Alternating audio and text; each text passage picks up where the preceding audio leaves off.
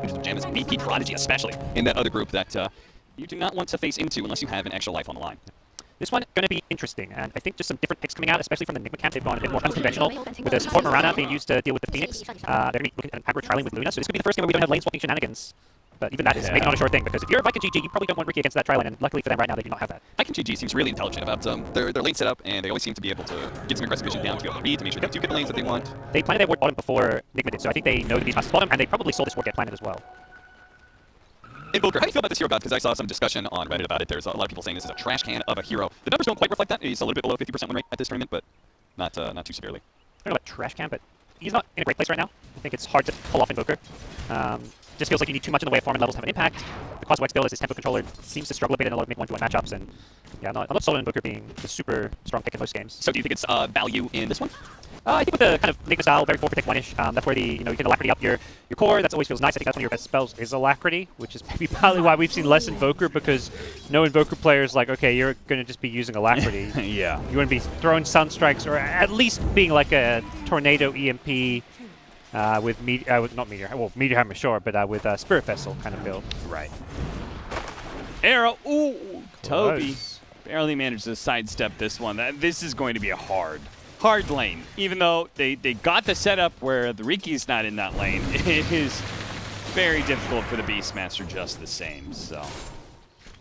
And Mind Control, pretty tanky on the Kunkka, is not going to have too many problems with the Grimstroke Riki until they get a few more levels.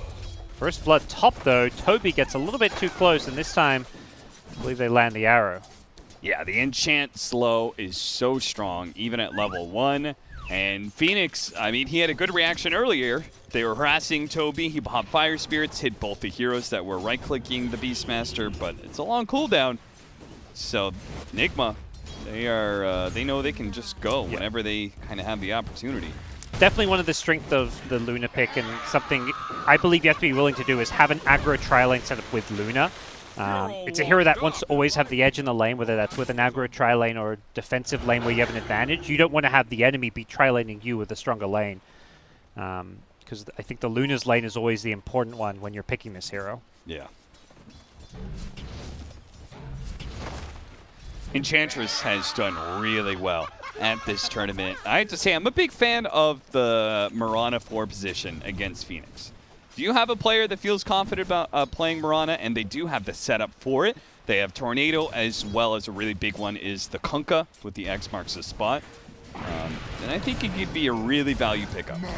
Yeah, especially if the Sunray isn't valuable. I've seen some of these 4 and 5 position Phoenixes not care that their Supernova's cancelled when it's a really good game for Sunray, like you're against those tanky strength offlaners, or you have a tanky frontliner yourself. They have got Tiny. Like the Sunray with Tiny is going to look really nice if they hit some kind of a mid-game timing with like a Mask of Madness, SMY Tiny who's sieging or trying to play around Roche and Aegis. But that's a very specific thing this Phoenix can do. And if you don't have the egg in your arsenal, your game is a lot more limited. Aramis is going to be forced to Icarus dive away. Going back to the Sunray as well, it definitely feels better offensively than defensively, right? It's definitely good for strength cores, but I think I really like the fact you pointed out that Nigma do not actually have those kind of heroes so much. A jump in, they do manage to land the arrow onto Celery. He's probably going to die here, but the Inkswell means that Mind Control is going to cop a lot of damage too, and Shad just might be able to get the kill, Cloak and Dagger, and then he jumps down from it very quickly to get that final swing. Yeah, nicely played by Grimstroke, not panicking when the Mirana shows up, still make sure to get all of his key spells off, the Inkswell and the Riki, not himself since he was going to die. And in the end, I would say Viking GG win that trade, particularly because Mirana's TP is on cooldown. She's going to stay in this bottom lane now anyways, but Viking GG will just TP back Grimstroke and have an edge down here. So this will free up Toby to have a slightly better lane now, or at least to recover his lane because he's being pressured heavily, but I think it's the right kind of move from Nigma because you're at that point where Luna's already level 4. With just 2 heroes up here, you're going to continue to free farm and have some serious kill threat on the Viking GG dual lane.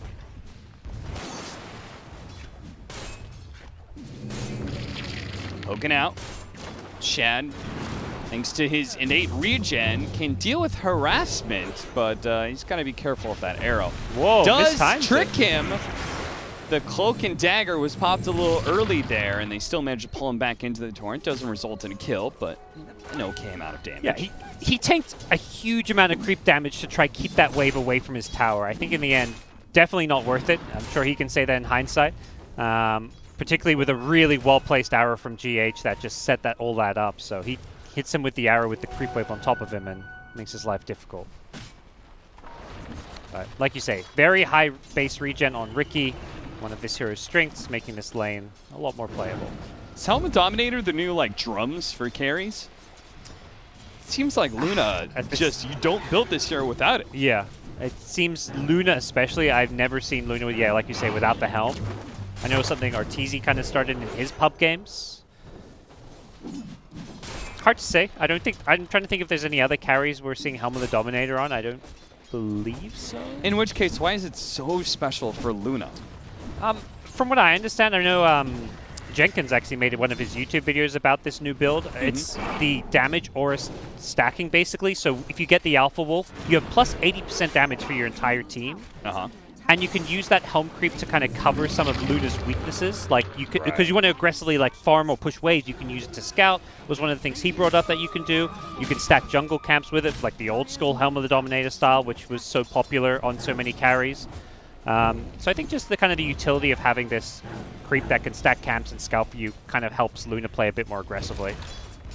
Fair enough. But I mean, I think all in all, it's just like a decent team item that you hit this mid-game timing with, you have a nice aura. And we're going to see Miracle get another kill up top. This is 3 points in Lucid Beam, posing a serious threat. Yeah, it's Enchantress. She's pretty brutal. She's already a strong laner, and then you add in the aura coming in from the Lunar Blessing, amping up armor and damage. Yeah, level 1 enchant is pretty nuts with the slow. How's Boom doing in the mid lane? It looks like net worth-wise, he is a bit behind that Invoker. Probably been copping a lot of damage playing in that lane. I imagine he's spent a decent amount on regen, whereas Weehaw, he doesn't have to do that because he's a Quas Wex Invoker. Regen just comes with the package. Yep. He's A-okay. Isn't the one going for the Urn or Spirit Vessel, at least for now, has a Force Staff queued up as his first item. Definitely an item you always want to get against the Riki, but a bit surprised to see it before any kind of an Urn. Tornado EMP, just another play to make sure that Boom doesn't have the mana to be able to threaten him. Cloak and Dagger, that'll dodge the boat. Nicely done by Shad as they manage to kill GH. Yeah. Oh, another kill top. This Luna's just having such a fantastic time. Once you have an advantage in your lane as Luna, it feels so good because you have these high-level Lucid Beams that just destroy any hero who comes in the air. Shad keeps Shad away, no ink swell damage, but Weehaw did rotate underneath the guise of that pressure, so if he does not find a kill from this, he's going to be pretty disappointed, especially since it's a good opportunity. He's got a double damage. There is the wards on the high ground, though. Yeah, they see him coming. They put up a ward themselves. That'll get dewarded instantly. But Nigma, all that was happening, took the top tier 1 tower. They kept their siege creep alive for a full 8 minutes just with the static wave. And as a result, once they got a kill, they were able to just push forward. And Miracle, not even skilling his ultimate, wants to make sure he can get those maxed out Moonglaves at a good time. They scale so well when you hit that 4th point. And he's able to steal the Beastmaster's boar and will force a TP. Okay. Well, that is a very scary Luna now. That boar is pretty potent with that movement speed slow. Yep. Add in, it's actually hitting so hard. The Helmet Dominator and the Lunar Blessing. Yeah, this game's looking not great for Viking GG right now. I think they're going to be all in on this tiny carry basket. Looking to play that kind of hard carry tiny we've seen a bit of from them as well as from Nigma with the IO tiny. It's going to be all about buffing him up with the Beastmaster or the Mask of Madness kind of carry. I don't think it's going to be any Blink build. He's got Mask queued up for now. He didn't go for any kind of Soul Ring or Magic Stick, and when you're playing against Quaswex Invoker, that to me basically says you're just looking to hit creeps. He maxed out his tree throw, so he's all about the farm. Yeah. Trying to get to that point in game 1 where we saw a right-click tiny from Miracle. Yep. just beast moding it. The Phoenix will take the outpost at a distance. Thanks to the Icarus dive, they'll get the experience, but they will lose out on the gold. In fact, all 4 of the bounties is going to go Nigma's way. Yeah. Nigma with really good map control. And they took over the ancient side of the map. Normally you see Radiant playing more around the top jungle, but once they took that top tier 1 tower, they've rotated their entire team except for Miracle to this bottom side of the map. And I think this is where that home creep can be really nice, is this kind of like defensive ward for you as a Luna up here. But GH on Mirana in some trouble. Gets Inkswell stunned from Invis and just blowing up. Viking GG need this Riki just to fight right now. You can't wait for defusal. You just have to keep going for kills while Tiny farms. Like, you can't have your 2 cores farming in a game which is quickly getting out of hand. Toby's going to TP in, looks for the Primal Roar, but a Tornado matches him first. Shad, who had jumped in with the Inkswell on him, it got dispelled by that Tornado. And so both initiations were ruined by 1 spell from Weehaw.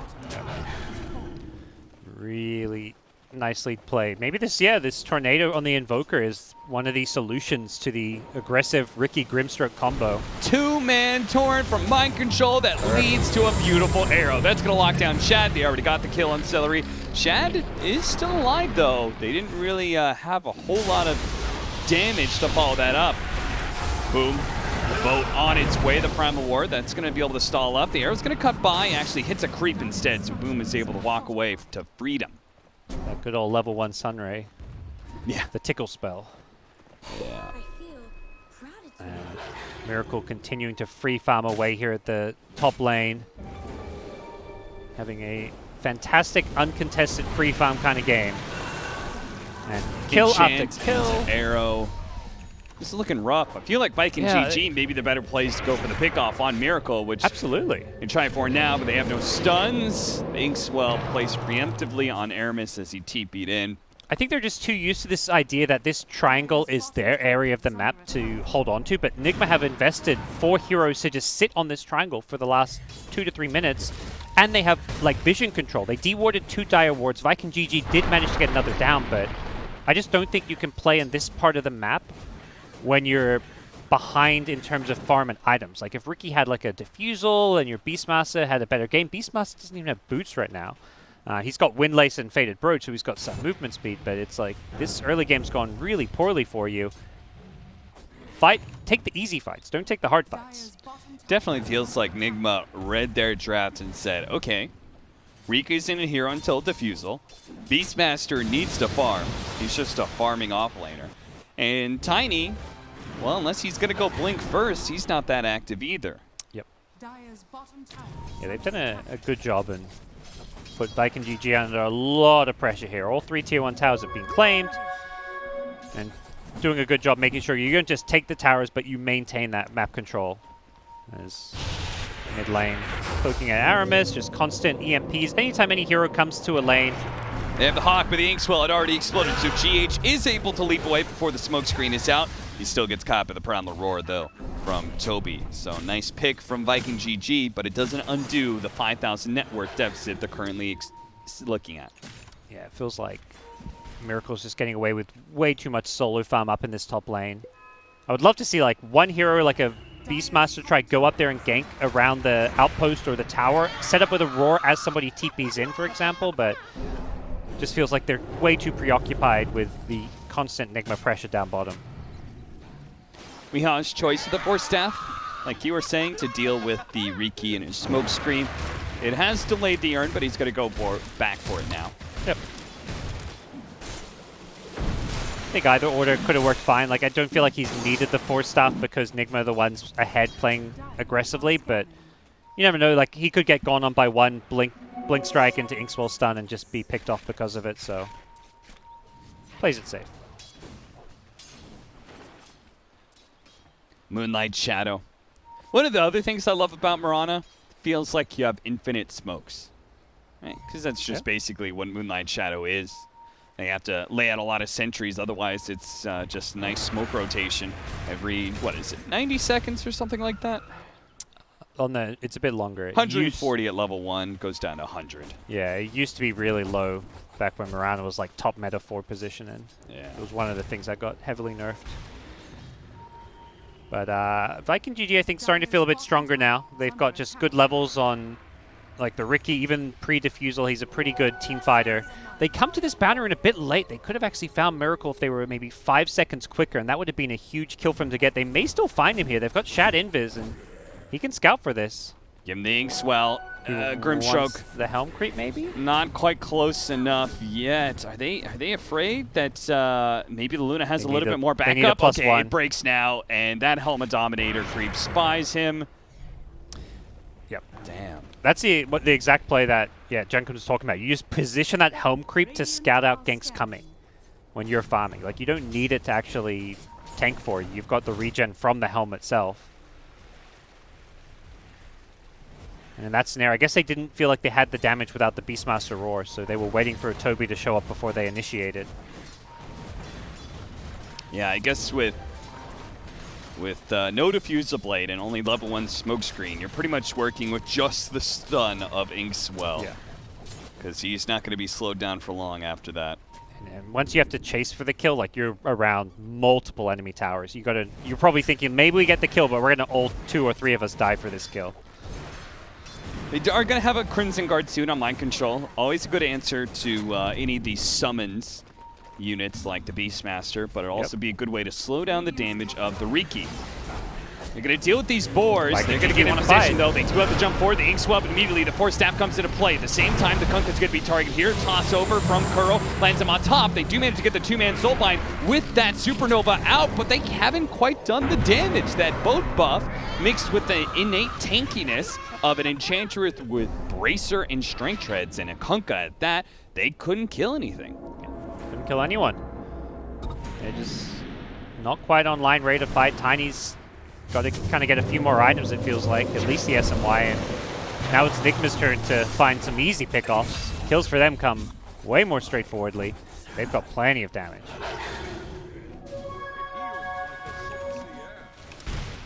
And into Roshan, it looks like. They've maxed out the Sacred Arrow, so they've got that full max stun.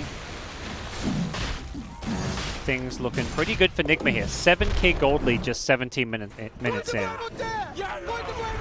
Yeah. Okay, good kill on GH. That's a good way to start things off. They actually run to the Roshan pit, but it doesn't look like they're going to. Yep. They're a bit too afraid of Nigma trying to punish them for that kill.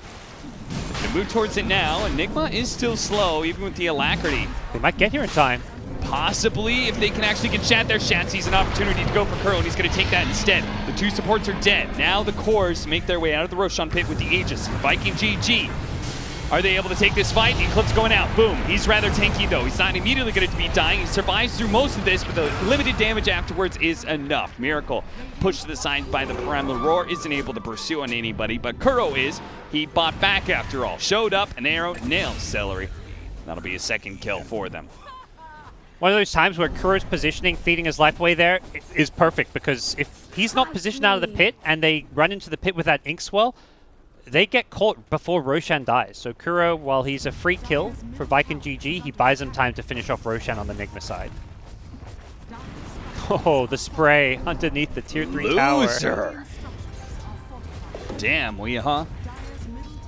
That's making a statement after game number 2. You know, you guys farmed heroes for 25 plus minutes and made us look bad. We're gonna do the same to you, they say here in game number 3.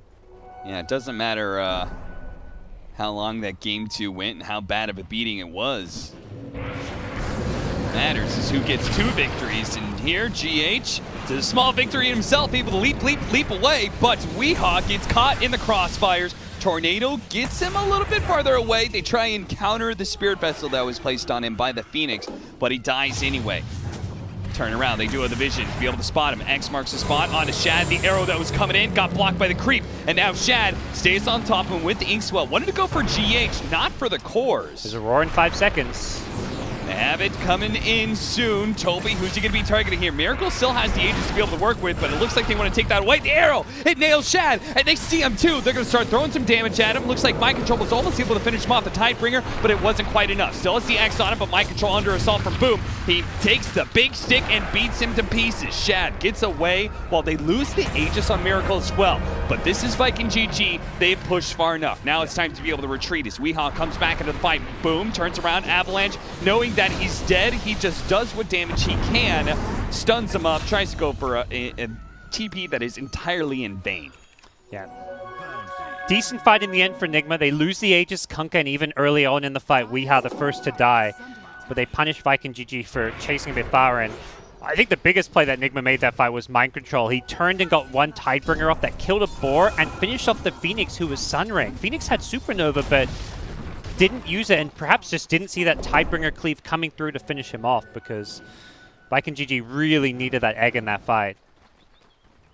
And losing Nigma, little time. yeah, Nigma they're not quickly. messing around. They push their advantage. They have Mind Control teeping in onto the Shrine. The Alacrity onto Miracle. Begins a short assault on the tier 3, but it doesn't take much for him to back up. What's the play here? Viking GG. It's hard for them to team fight. Their big spell, the Supernova, is just so well countered by all these ranged cores, and even the two supports, Ench and Mirana, decent for hitting an egg as well. So difficult times for them. They're looking to just continue to beef up their Tiny. He's their tanky frontline carry, who needs to find a way to catch up to Miracle. Viking GG, they placed the obvious ward on that high ground cliff, but it was a ward to see if they could win a fight here. Sadly for them, Nigma actually back away from that area because they're closing in on some pretty important items, like the BKB on the Luna. She almost has her level 3 Eclipse as well. Is there anything else? Spirit Vessel is almost done for Weehaw as well. Yeah, Nigma feel like it's their time to go fight. They've got this mech on GH, so they've got some decent team management. Viking GG themselves have hit some good item timing, so they're ready to make their next move. Roar back up. They've got Necro 3 on Beast. What can they find? Playing around this ward. Nigma. Just a blind torrent. Doesn't know it landed on anything. Oh, Mind Control's going to run in. But he breaks it now. Primal Roar. They set up. They can blow up Mind Control before he gets off the boat to be massive, but he still gets it off anyway. Now the Luna comes in with the Eclipse and the BKB, and he's letting those claves fly. Taking down the 2. The Supernova not going to explode in time. They get that kill as well. It looks like Shad and Celery may be the only ones to escape. Celery certainly not going to Weehaw. And all his movement speed looks to chase him down. He puts the Inkswell onto the Illusion to try and slow down the pursuit. All of them are able to work their way around him, though. Eventually find that 4th kill to finish the fight and push down mid. Loser, he sprays again. Yeah, I don't think there's much that can stop Nigma's push anymore. They just didn't have the damage. Mind Control got the Crimson Guard off right before the Roar came in. It looked bad when he tried to force stamp him away, but it got cancelled. Now that force stamps can be interrupted, so he was stuck in place, but he was just too much survivability. Double bracer, phase boots, Crimson, all the armor in the world. Viking GG with some damage problems. If they actually manage to kill a little bit more, this might not just be 1 lane of barracks, but 2. Looks like with the respawns, they're going to play it safe and back off. Everyone crimsoned up, so plenty of damage mitigation against the summons and necrobooks of Toby, as well as the Ricky.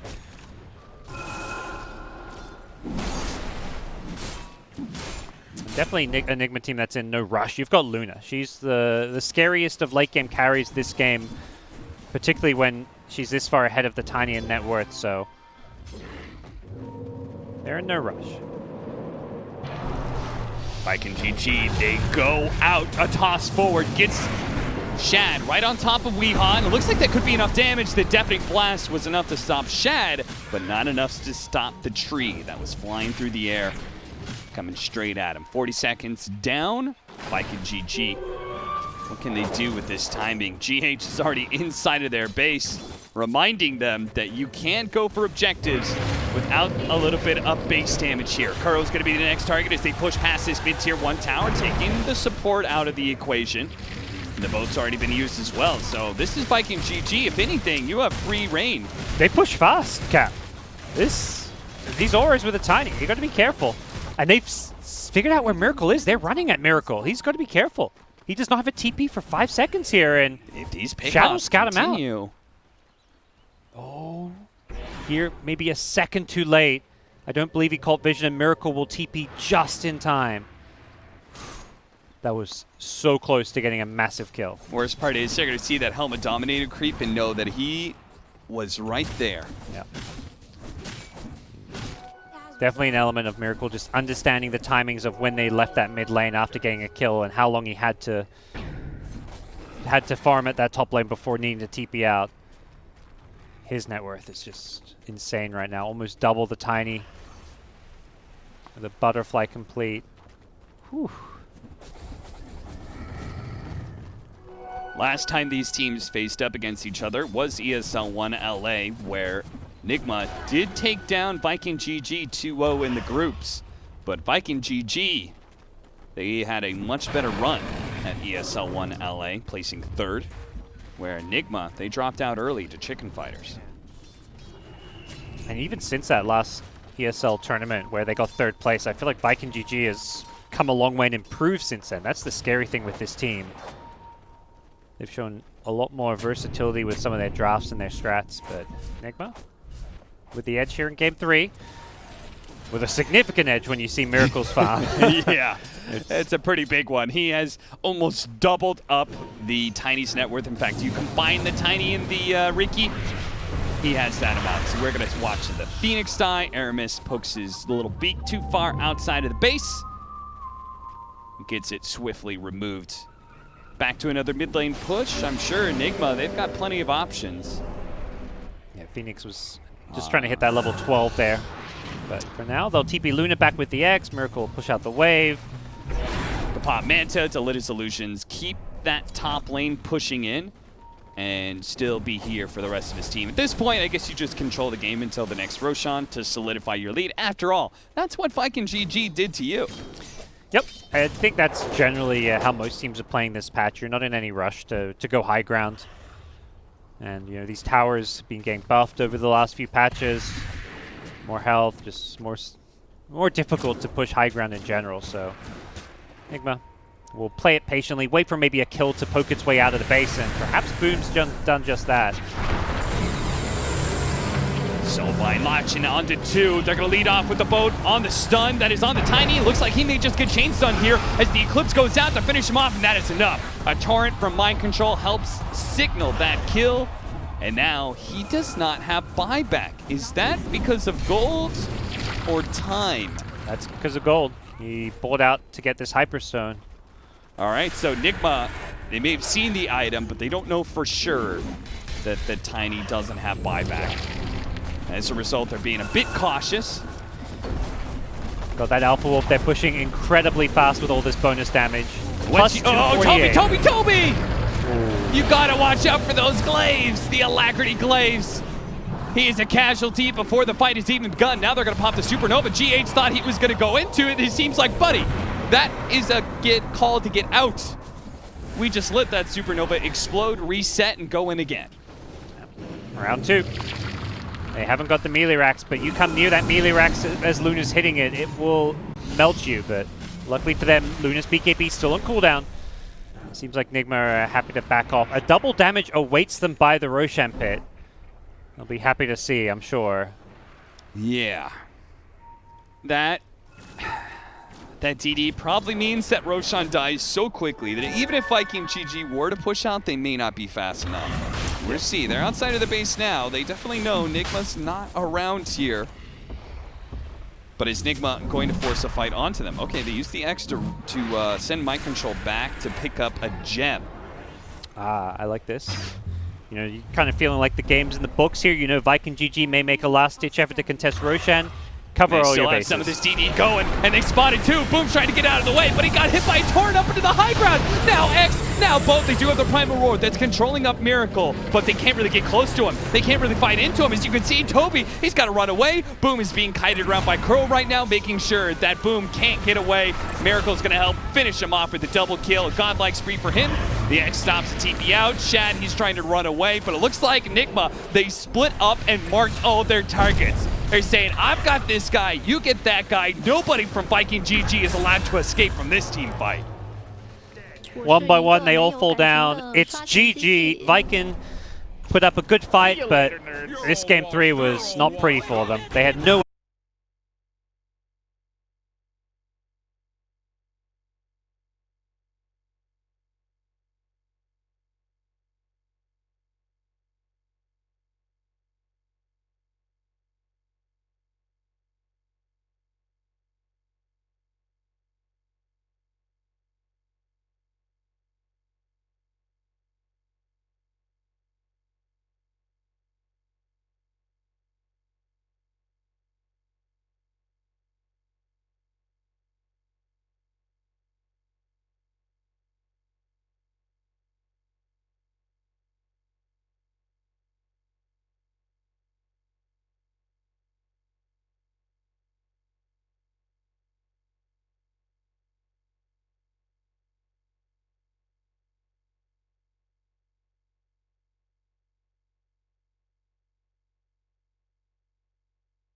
answer for the aggressive tri-lane of the Luna.